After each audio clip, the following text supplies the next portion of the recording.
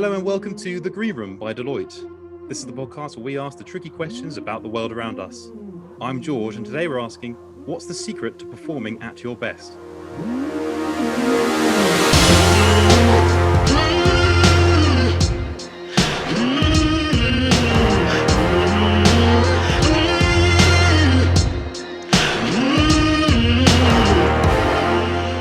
Hello and thank you so much for downloading this episode of The Green Room. You can find all of our previous episodes on deloitte.co.uk/Green Room podcasts or wherever you get your favourite podcasts.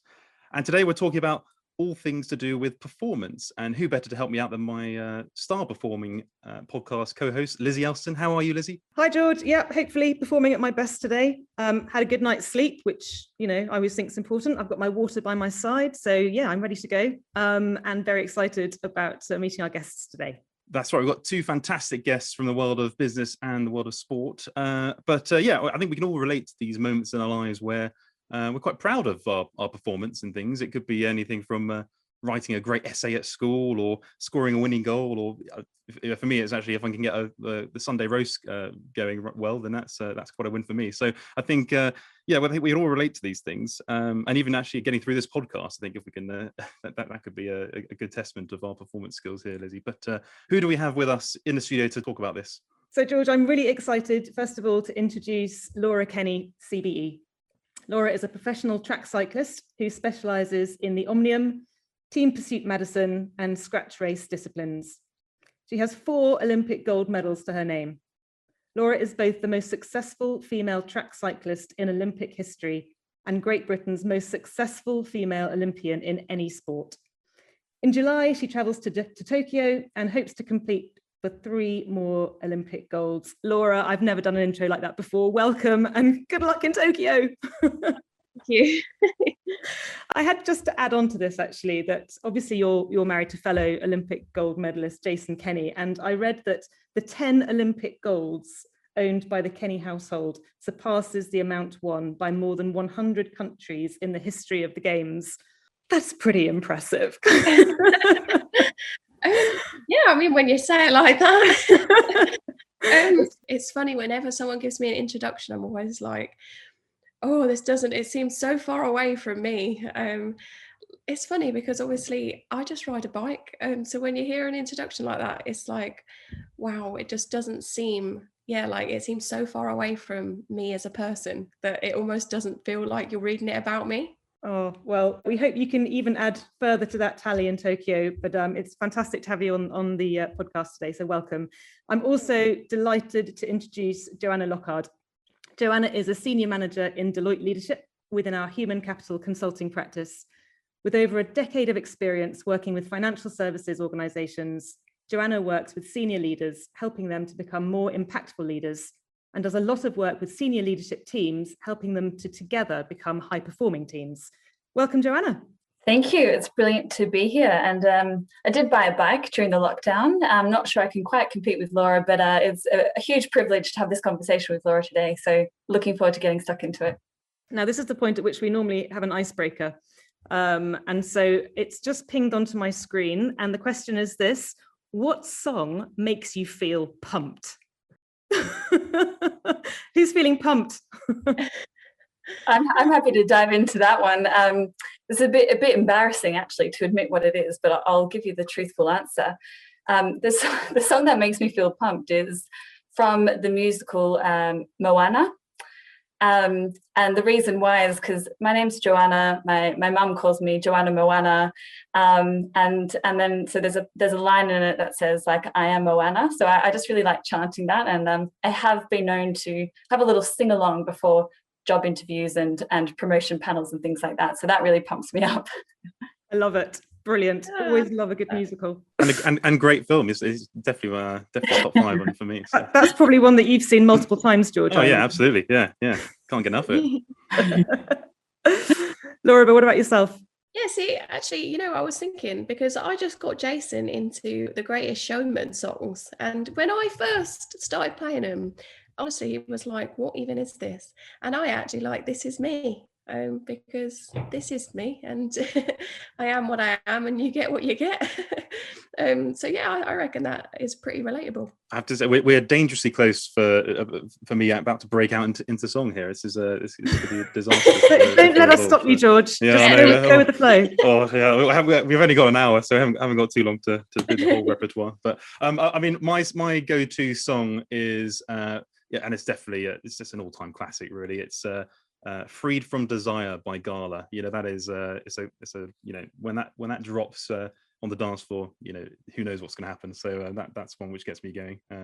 And yeah, I think as Joanna said, actually, we will discuss this later, but it's you need these sort of songs to really get you pumped and get you going, and but yeah, perform at your highest level. But Lizzie, what do you have to add to our playlist? I think one of my all-time favorite songs is "Together in Electric Dreams." I just love listening to it. I just think it's one of the most fantastic pieces of music. And actually it's the song that my husband and I, sorry, this is really a bit sad, bit mushy, but it's very much the song that we absolutely love together. And when we got married, we had it as our kind of first dance, it's actually not that easy to dance to, but it's one that makes me feel really happy and upbeat. So that's what I would always select. I think we need to really jump in the saddle and get going on this week's question, which is what's the secret to performing at your best? So we're going to dive into this now. And Joanna and Laura, thank you again so much for coming this week. But I think it'd be, just to sort of set us off, it'd be great if you could spend a bit of time telling us about your experience with performance and what do you mean by when we're talking about performance? My one, I guess, is very much numbers based.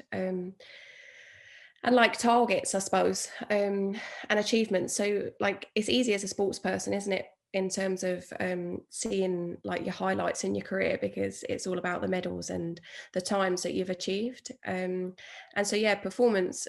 I mean, I am literally on a training camp right now, and we just came away from a meeting talking about the what ifs at the games, because they want you to be, as prepared as physically possible when you turn up. And the biggest what if just then was, what happens if a time goes up before us that we haven't achieved yet in qualification? And it doesn't mean that we won't achieve it in qualification, but it means that another country has just posted a time faster than we've ever gone. And I was just like, in my head, all I kept thinking was, well, we know the performance that we can achieve. Like, we know it's in there somewhere. And to me, that is what we chase. Like, we do chase times and we do chase power. And that is ultimately what gives us the best performance. And Joanna, how about you when you're you're speaking to C-suite business leaders? What does performance mean to you, and particularly high performance? I mean, I have a personal answer first, and then I guess a point of view from business. And the personal answer is, I see high performance as, I think, setting your mind to something that you really want to achieve, having the drive and having the resilience and the self-belief to really go after it and achieve it. And it's something my parents taught me from a very young age. I think high performance, a little bit more academically or from the business point of view, is a pattern of behaviors or routines that account for those really superior outcomes. Building on that from a leadership perspective, I think whether you're an individual contributor, whether you're a team leader, whether you're a leader of leaders or a leader of an entire business, for me, I see high performance as the ability to create a purpose that people really rally behind. So not only a clear direction, but something that really motivates the best of people to go above and beyond. I think, there's you alluded there to the comparisons kind of between business and sport, and it's a comparison which is made a lot. It would be interesting to hear about sort of what you think people in business can learn from elite sport. But similarly, Laura, does it work the other way? Do athletes look to business for inspiration? Or if not, where do you get your inspiration from? I think elite sport is a business model in a way. Like they have to draw upon a lot of people to make something work. I think for me, like when we compete at the Olympics, you see the one athlete, like you see the one person who crosses the finish line. You don't see what goes on behind, and you don't see the team that are working so tirelessly together. And for me, I guess that is sort of similar, lots of businesses are big teams working together to get the result that they also want. And so like we have a huge team behind the scenes, and it's not even just the people that work closely with the athletes. It's everything else that goes on in the background. Like we cannot go to the competitions that we go to. We wouldn't have the equipment that we have if it wasn't for the sponsors that also come on board and help run the thing. Like elite sport is expensive ultimately, and we literally wouldn't be able to run the sort of system. I mean, British cycling is absolutely huge, and it just wouldn't be able to run on the level that it's run at if it wasn't for everything else that goes on in the background that you don't see. And so, Joanna, on the question of sort of business, kind of looking from inspiration from sport, what do you think that those of us in business can learn? Yeah, I think the list is so long. There are so many different things to answer to that question. And as you said, we're increasingly working together with elite sports people, ex-professional sports players, to come into business and help leaders learn from all the insights that elite sport brings. And I think, just picking up on what Laura was saying, I completely agree about an individual, and it's really the team. So whether it's the individual crossing the line and the team that's around them, I think when we've studied high performing teams, it's not the superstar individuals that drives performance, but it's really that team, the strong sense of connectedness and cohesion that makes for sustained high performance over time. A couple of other things that I think we can learn from sports. It's amazing that that athletes spend 90% of their time preparing, kind of 10% actually doing and competing. And we have so much in business to learn from that. And in today's world, and even more in the pandemic, the busyness is almost out of control. And very rarely do business people stop, take time out, step back, reflect, and really prepare for the moments that really matter. And something that Deloitte started back in 2011 is transition labs. And that's for executives to do just that when they're kind of changing into stepping up in a role or into a new kind of challenging, complex role where they're changing organizations, is giving them a day to step back and really prepare for that success. And there's some really interesting statistics that I think it's about 40% of executives fail in their first 18 months in a role. And so the work that we do in these transition labs, and we've done across all different industries for thousands in the UK, is giving them that time to step back, prepare, think about what are their hopes, their concerns, and their legacy. Thinking about the team first and making early, quick decisions. Do I have the right people that are going to make me successful? To think about their relationships. How are they influencing? Do they have the right connections with the right important people? And then also thinking about their priorities. So often we have a zillion things on our plates that we're juggling. And it's really, I guess, the most successful leaders take time to think about what's the most important, what's the most urgent, and where can I make the biggest impact by focusing on those few things. And so we've learned from doing that work with leaders is that preparation is invaluable to their success as an individual in their role.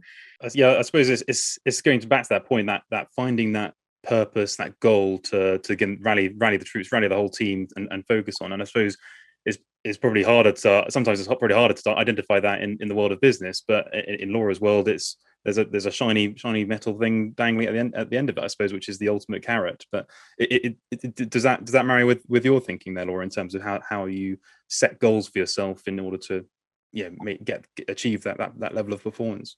Yeah, definitely. For us, in Olympic year especially, obviously the goal is almost a team goal, and you just see it step up a whole new level when it comes to the Olympics. And it's not just me that's bought into the idea of I am an athlete, the targets I've set, I'm gonna do my utmost to try and get those targets, and whether that's leaning on people more so than I would in other years.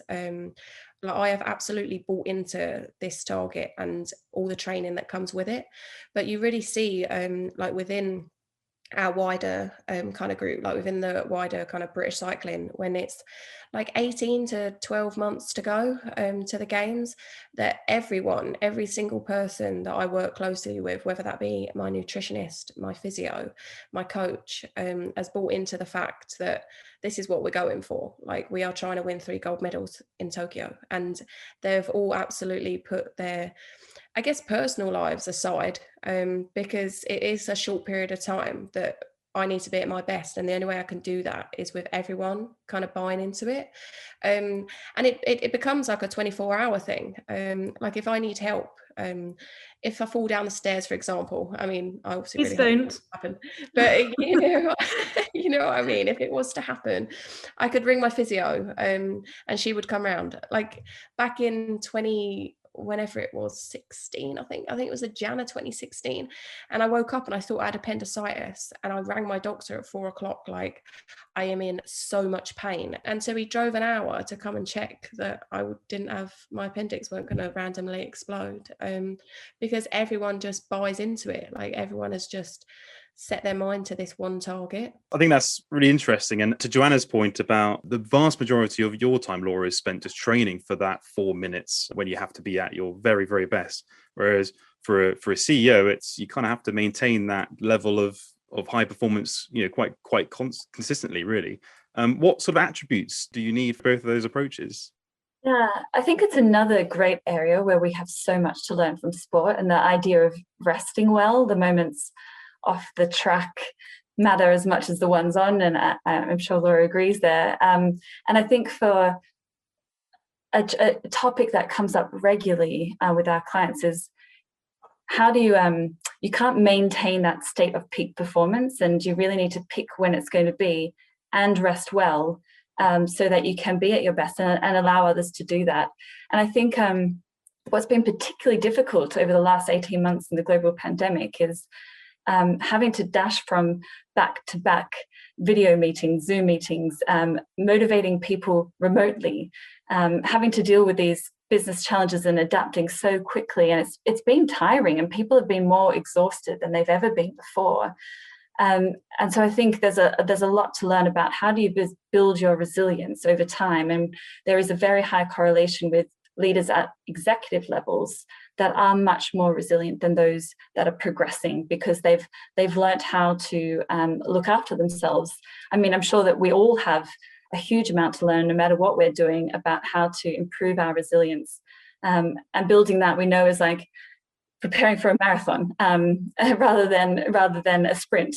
And you've got to build it over time so it's there to draw on when you need it. That's really interesting. The other thing, I think, which people feel in all walks of life, whether it's business or sport or anywhere, is pressure. I mean, I feel pressure just having to get my son to school on time, but that must pale into insignificance compared to what our business leaders and Laura, what you face. How do you cope with that pressure? Where does it come from, and how do you cope with it? I mean, I think over my career it's changed, like as it's progressed, I guess. So back in 2012, everything just happened so fast. Like I got put onto the Great Britain programme in 2010. I went to my first commies at the end of that year, Commonwealth Games, at the end of 2010. And then from that point onwards, I literally just didn't think about anything. Like I was young, I was 18, and it just sort of tumbled into a career. I never really thought, oh, I'm going to the Olympics. And it wasn't until I actually went to the World Championships in 2012 that people started to recognise me as a name in cycling. And it sort of started then, I guess, in the background, with people saying, oh, like she's won the 2 Olympic events at Worlds, like is she going to win them at the Games? But I think because I was young, because I was only 20 in 2012, I just didn't really have a chance to think about it. Everything was so new. And when you first start in your career in sport, you obviously you get put onto a program. So I started at junior level, and my training was very much just ride your bike, just go and have fun, and like whatever will happen.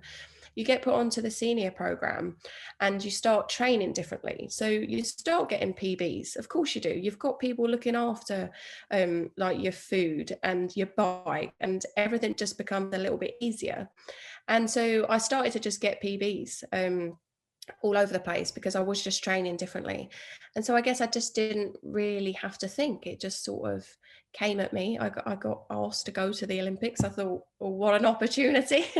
And then from that moment onwards, after 2012, obviously it was very different, I suppose, because my first games happened to be our home games. And from that point onwards, I got back, and I mean, it was like what Joanna was saying about knowing when to rest and knowing when you can be at your best, because that 4 years after 2012 was a really tough 4 years. Mainly the first two, I guess, because you're so far away from another Olympics. So you've had the high, and not only have you won, you then get to celebrate. You get to do things that you didn't have the opportunity to do in the last 18 months, because obviously you're focusing on this one task ahead. And then after maybe 6 months, the Olympics doesn't matter anymore. Like, it's gone. And all of a sudden you have this gap where you're like, I now need to make a decision if I'm going to carry on, because if I'm carrying on, I need to start training for the World Championships, which happens in the next February. And I need to kind of get ready and fit for that. Or I need to call it a day, and I need to say, you know what, I'm done with this. I went to the games. I've achieved what I wanted to achieve. And for me, I found that kind of transition difficult. Just with, like having to wait so long for another peak like that. Like 4 years is a long time for that to come around. And we had the Commonwealth Games, and obviously we have the World Championships, but for British cycling, the pinnacle is the Olympics. And just like I said earlier about everyone throws themselves at it for 12 to 18 months, all that had gone. We'd taken a step back, because obviously to keep that up, you have to take a step back. And I guess that 6 months was really difficult, because whenever I stepped on the bike, people were expecting me to be at my Olympic form, but everything had gone. Like, all the kind of the environment that we were in had stepped away. So I got a dog randomly. My husband, well, it was my boyfriend at the time, bought me a dog, Jason, obviously, and it just kind of brought me back down to earth, I suppose. All of a sudden I was going home to this little thing that was so excited to see me. It didn't matter what I'd done on that day, like on the bike. Sprolo, my little dog, just was so chuffed to see me, and it really did help. And then he helped, to be honest, with the pressure right up until 2016, because when I stepped away from the track, I just felt like every session mattered all of a sudden, whereas it didn't prior to 2012. And it was external and internal pressure that I felt. I felt pressure within British cycling, because I had done it before. I had done it at 2012, but I hadn't experienced it before, so I didn't know how to accept it. I didn't really understand that, yes, they want you to win, but it doesn't matter if you don't, because in my eyes, I was like, everyone just wants me to win. Everyone just wants me to go out there and do it again. I'm not even selected, and they're talking about me winning in Rio. But I really do think I relied on my family a lot. I think they were the ones that kind of kept me grounded and made me realise that, yes, people are going to write about you in the newspapers. Yes, British cycling are going to expect you to perform at your very best, but you can only control you. And if you go out and you train and you give absolutely 100% to the training sessions and the support staff, lean on them support staff, that's what they're there for. That's the only controllable in this whole situation. So why waste your energy on worrying about what people are saying in the background, or what headlines someone might want to write about you, because you can't control it anyways. From this, I'm taking the way, get a dog and use your team well. Yeah, definitely get a dog. Would you agree with that, Joanna?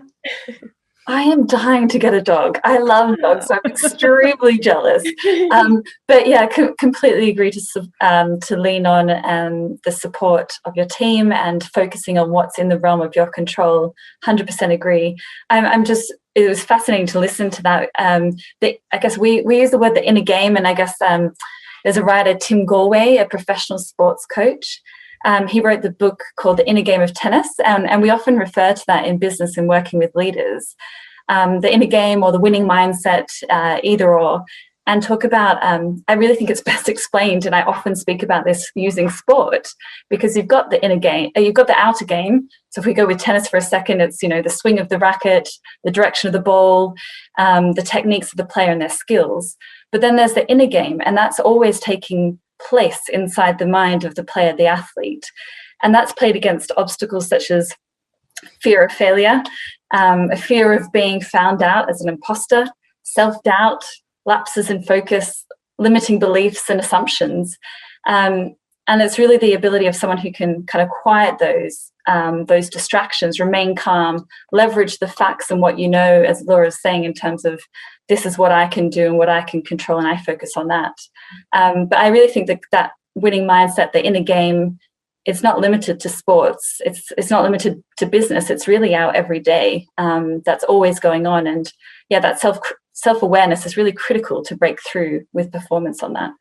And we actually did a previous episode on imposter syndrome, and there's quite a lot of similarities there. And as you said, Joanna, and one of the findings from that discussion was, there are a lot of external pressures and you can give yourself self-doubt, but actually it's also realizing that there's a reason why you're in the bike or in the boardroom at that time, isn't it? Because you are pretty good at your job. So it's and having I totally relate to the fact that having a dog or having that grounding is going to be super helpful, isn't it? Just to sort of reassess where you're on things. But and actually it sort of goes into another point a little bit, where sometimes it is out of your hands, isn't it? There are setbacks in life which may impact your performance, and they're out of your control. And I think, Laura, the obvious example is this time last year when you suffered a fall off your bike and you thought the Olympics was in doubt. Could you talk a bit about that and how the setbacks impacted your performance?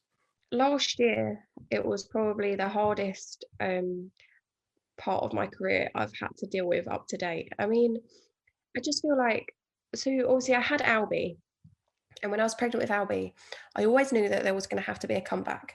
And I always knew it was going to be difficult to try and get reselected for the team, but I felt like I had enough process in place, and it was a really long one, and I had time. Obviously I had time on my hands. I knew that Albie was planned to be straight after the Olympics. And I mean, I know it doesn't happen for everyone, but obviously it did for us. And I thought, right, from August onwards, we had a plan that was going to take me 18 months in.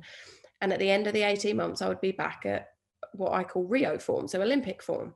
And it was all fine. So that all panned out. And I just didn't have anything really that got in the way of that. I just did the 18 months as it was planned. And I got back, I was in the team, and I felt really good. Last year, so it actually started... Well, yeah, they were both. Yeah, so one was in Jan. So in January 2020, I'm in an Olympic year, and you're thinking, I'm going really well. Everything seems on target for me to get selected for 3 Olympic events, which for me as well was a task in itself. I've only, both times round, so London and Rio, there's only been 2 events for a female endurance rider to go for. So I was thinking, right, not only have I now had a baby, I now want to do more, and I want to do 3. Of course I do, because that's the type of personality I am. And then I crashed in January 2020, and I broke my shoulder, and it was the worst injury that I'd had. It wasn't even so much, I can deal with crashes. We're bike riders. It just comes with it. It's just one of them things. But for it to happen in an Olympic year, that close to our World Championships, our Worlds were happening 4 weeks after, I just thought, this is just a nightmare. But then I also thought, I'm not going to let this stop me. I was on the airplane on the way home. I left the hospital. I didn't have it x-rayed because they were just taking far too long. And I wanted to get home back to Albie because he hadn't come to Canada with me, because it happened in Canada. And I thought, I'm not up for this. So I got my doctor to discharge me. Off I flew with a broken shoulder, trying to take 2 bikes onto an airplane. I then messaged my coach and I said, I'm doing the Omnium at Worlds. Whether it kills me, I'm doing it. I need to. We need the qualifying points for the games. I want that spot to be mine. I want to ride at the Worlds. And I think he thought I'd lost the plot, but he also knew me quite well. So he knew that I was going to say something stupid like that. And I went off to the surgeon, and they wanted to pin my shoulder back together. And I just thought, it's too much recovery time. It's not for me. That I don't want the operation. So I didn't. So then I got back to Worlds, 4 weeks. I just rode with a broken shoulder. It didn't hurt that. I mean, it was bad, but it didn't hurt that much in the whole grand scheme of things. Paracetamol, just crack on. Yeah. Childbirth was worse. So just crack on. And then I crashed again. And now, not only am I at the World Championships in the Omnium that I really wanted to ride, it was my last race before the Olympics, and I broke my arm. And I just thought, why? Why has this happened to me? And then afterwards, there was a good 2 weeks. I thought, why am I even doing this? I am in so much pain. My little boy is looking at me when I come in. Both times I had a black eye. My little boy is looking at me like he just doesn't even know me. I can't even pick him up because I'm just now in so much physical pain because I've got a broken arm and a broken shoulder. And I just thought, why am I putting myself through this? Like, what is it that I'm actually trying to do here? Because at the minute, it's just taking away my happiness. Like everything that I want to do at home, I now can't do. And then the pandemic struck. And all of a sudden, I wouldn't wish that situation on the world ever again. Like, I know it's been horrendous for so many people, but for me, it was a break that got me wanting cycling all over again. I think if I hadn't have been able to have that time at home, have that time with Albie and Jason, because it was time as an Olympic athlete, you just don't get. Like, we wouldn't have been able to have such a kind of, I don't know, like time where it was literally just the three of us. We couldn't have grandparents come around, could we, and look after him? It was literally just us. And in an Olympic cycle, that doesn't happen ever. Like, you are so busy and you're so crazy. And we had 3 months of purely us at home and juggling Albie, and two of us, you know, having a schedule where I would go out and train and then I'd come back and have Albie. Jason would then go out and then we'd have family time. If I hadn't have had that, I certainly wouldn't be going for 3 gold medals. I'd probably be going for 1, because it would be the only, I would only be back in the team pursuit. I wouldn't have the opportunity to put my hand up and say, well, hang on, I want to do 3 events here. And so, yeah, I think having that time away was just needed, because it meant that the love did come back. I realised that, you know what, I absolutely love riding my bike. I absolutely love racing. I want to be in that track centre with the girls. I'm in my happy place when I'm there. Joanna, in the world of business, are there other examples of how setbacks and failures can actually spur on, performance? Absolutely. I mean, perhaps not so as scary as that, as having 2 significant injuries. Extremely impressed how you bounce back from that. But there's, I guess, countless stories of failures and setbacks and things not going to a plan. And I think that's the point, is success is just not linear. And it's failing that brings success, and it's almost essential to succeeding, because that's the times where it enables self-improvement. It enables us to learn new innovative ways to face a challenge differently. And I think, what Laura beautifully described is kind of that growth mindset, and not getting kind of stuck in that fixed, which we do. We always have those voices of maybe, why is this happening to me? It's not my time, it's not working. But moving quickly to that growth and going, that's why I want it. How can I overcome this? How can I work with this challenge? And I completely agree that purpose, or that really compelling why, like why you get up out of the bed in the morning and do what you do, is so important to drive high performance and to work through those challenges and setbacks, and revisiting that, and one that's genuinely motivating to you, that you really believe in. And I think just picking up on another aspect of that is knowing what I guess recharges you or refuels you, like Laura, having family time, and how important that is to kind of reconnect with that love and being able to put back in all that energy and focus. I think it's the same for business or anywhere, is knowing what you need, the relationships that matter to you, the purpose that compels you, just doing the things that brings you joy and that you have fun doing. I think that's really important to be able to get past the really tough times that we inevitably face. Yeah, I think it's been an opportunity for all of us to, as you say, Laura, whilst it's been a horrific time, in many ways, like you say, it's allowed people to have that family time. And I know our own CEO, Richard Houston, has said himself how he's valued the opportunity to spend more time with family, and going forwards, Deloitte as a firm will allow that ongoing flexibility around where you spend your time, which is fantastic, and allows us all to be able to balance it. On the subject of balance, it's an important point. We've got families, we've got our jobs, we've got winning world medals and Olympic medals, Laura, in your case. What does balance mean to you? And I'm not talking about sitting on a bike and not falling off. I honestly believe, I think the most successful athletes know how to balance their life. I think people think as an Olympic athlete, you're supposed to just sit on your bed and do nothing for the majority of your day, bar train and eat. And it is just not the case. Like getting Sprolo, that was the first thing for me when I thought, obviously 2012 happened and it went past and it was all fine. And then all of a sudden, because that high kind of intensity event has gone, all of a sudden you're like, oh, well, what actually is important in my life? And I think throughout my whole career, I have actually learned how to balance everything, and like how to balance my life basically for the better. It's not about purely focusing on one thing. It's not about, the Olympics just being the be all and end all, because ultimately it's for one time in 4 years.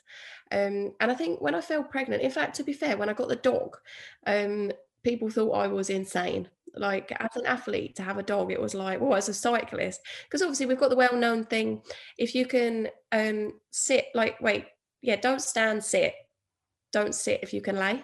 And just even that, like, so to get a dog, people are like, whoa, you're gonna have to walk that thing. And it's like, yeah, but also it's going to keep my feet on the ground. It's going to make me turn up at track so much happier and so much better than if I didn't have him. And so, yeah, I may have seemed like I'd gone round the bend when I got him. It was the best thing that we did. And then the same with Albie.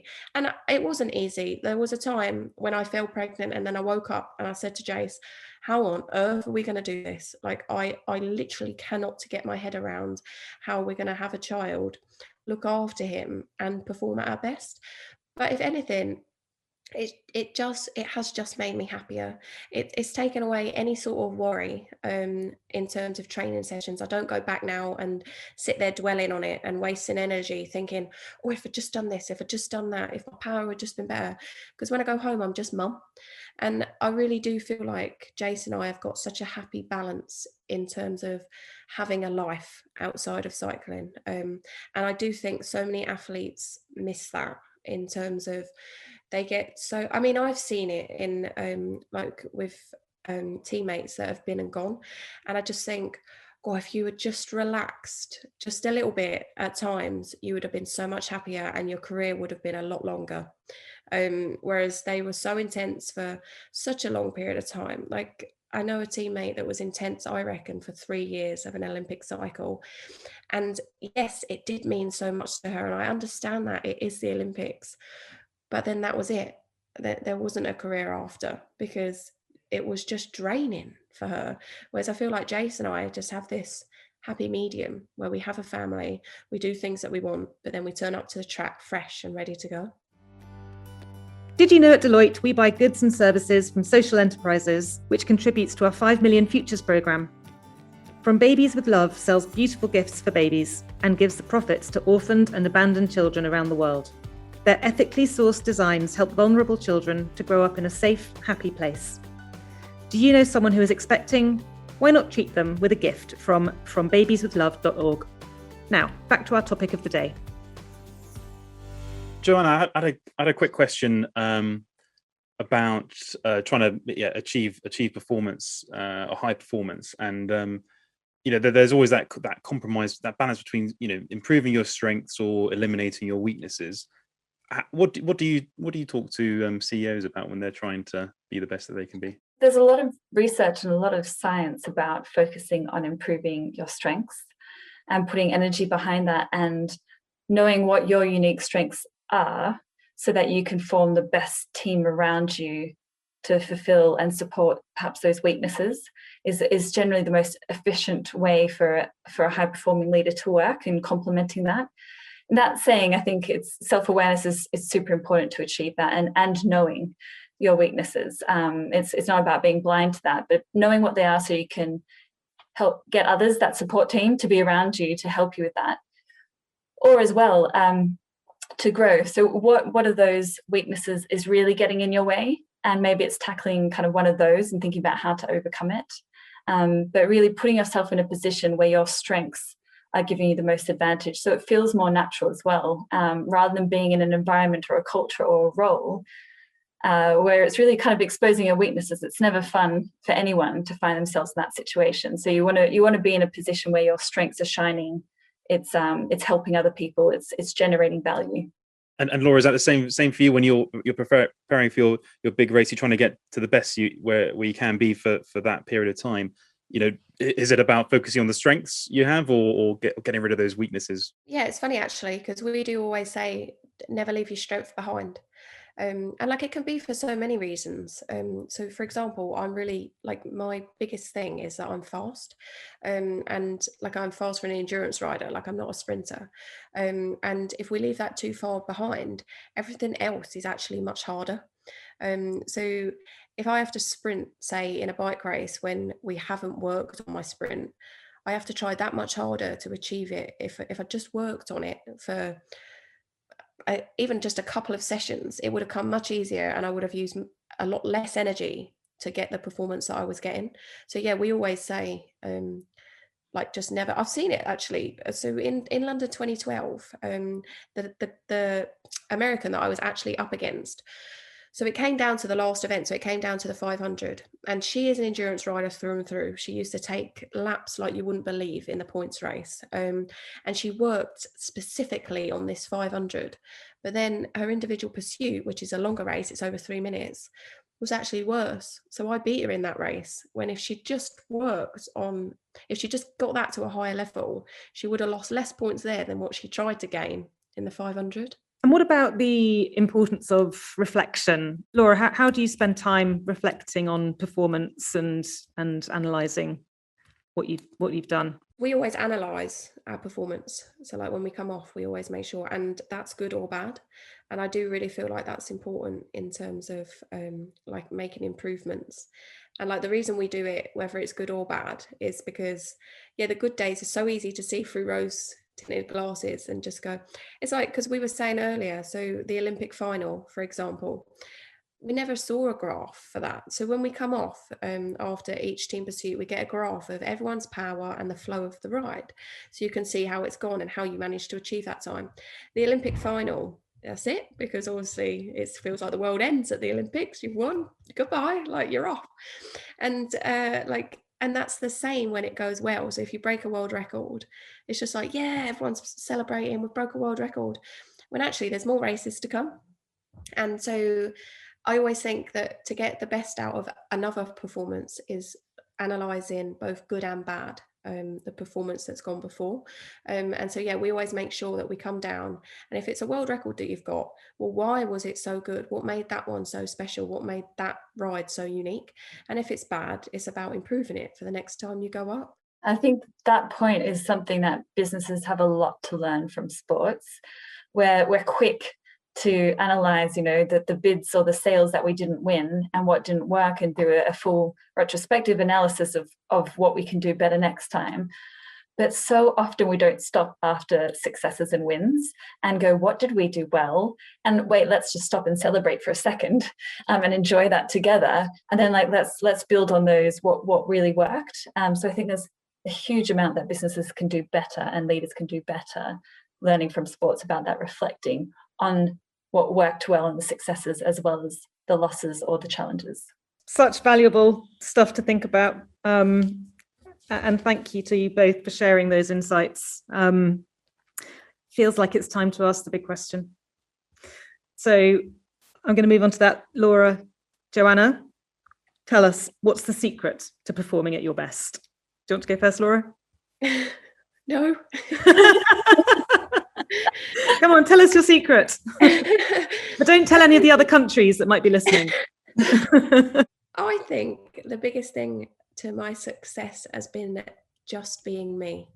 I walked into a change room the other day, and it was media day for the Olympics, and someone said to me, it was one of the young girls who'd just been selected for her first games, and she said, have you got any advice for me for this day? And I said, just be you. Like, the biggest thing here is to just be you. And that is, I guess that's kind of what I've done my whole career. It doesn't matter how successful or not successful I've been. I've just been me the whole time. Laura, that's such good advice. Joanna, what about yourself? What's the secret to performing at your best, do you think? So I think it's a couple of things. It's having that clear and compelling personal purpose that really drives you and is aligned to what you want to achieve. It's that winning mindset, that inner game, and having the right team around you with those trusted relationships that they have your back, and those really strong network or support team to lean on. And then finally, in an environment and a culture that you can thrive in, that allows you to be at your best. Well, that was a fantastic discussion. Thank you so much, Joanna and Laura, for coming and talking to us about performance today. And actually, Deloitte has been partnering with the British Olympic Association for many years. And on behalf of the podcast team and all of Deloitte, we're wishing Laura and the rest of Team GB the very best of luck at Tokyo this summer. Oh, thank you. Good luck. We'll be cheering for you. Thanks. We will. Thanks for listening to this episode of The Green Room by Deloitte. We'll be back next time with another big question. This podcast is produced by our very own Pod Squad and hosted by George Parrett, Lizzie Elston and Ethan Worth. Thanks to our creative studio for their technical support.